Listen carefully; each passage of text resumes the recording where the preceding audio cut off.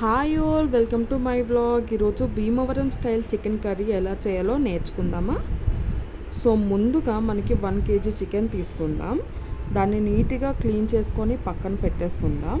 Chicken గ్రేవీకి కావాల్సిన పదార్థాలు: onion 3 to 4 చిన్నవి, జింజర్ 1.5 inch, గార్లిక్ 10 to 15 రెబ్బలు. ఇవి బాగా గ్రైండ్ చేసుకొని స్మూత్ పేస్ట్లా చేసుకోవాలి.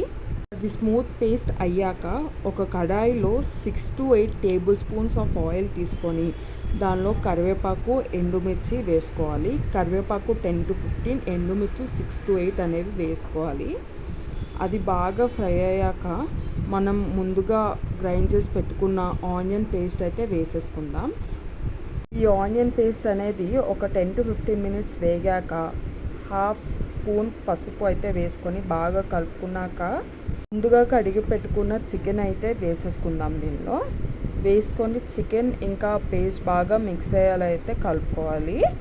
కలుపుకొని మూత అయితే పెట్టేయాలి. మనకి చికెన్లో నీరైతే దిగాక మనం 4 to 5 teaspoons ఆఫ్ కారం ఇంకా 1.5 teaspoon ఆఫ్ సాల్ట్ అయితే వేసుకొని బాగా కలుపుకొని మగ్గేంత వరకు మళ్ళీ మూత పెట్టుకొని అయితే ఉంచేయాలి. చికెన్ మగ్గేలోపు 10 to 15 క్యాష్యూస్ ఇంకా 2 teaspoons ఆఫ్ గసగసాలు నానబెట్టుకొని పేస్ట్ చేసుకోవాలి. పేస్ట్ అనేది చికెన్లో ఇస్తే ఫ్లేవర్ చాలా బాగుంటుంది. సో చికెన్ మగ్గిపోయాక నేనైతే ఈ పేస్ట్ ఇంకా మసాలా పౌడర్ 1/2 teaspoon వేసుకొని బాగా కలుపుకుంటున్నా. ఒక 2 to 3 minutes కలిపాక మనం ఒక గ్లాస్ అంటే 200 ml వాటర్ అయితే వేసుకున్నాం.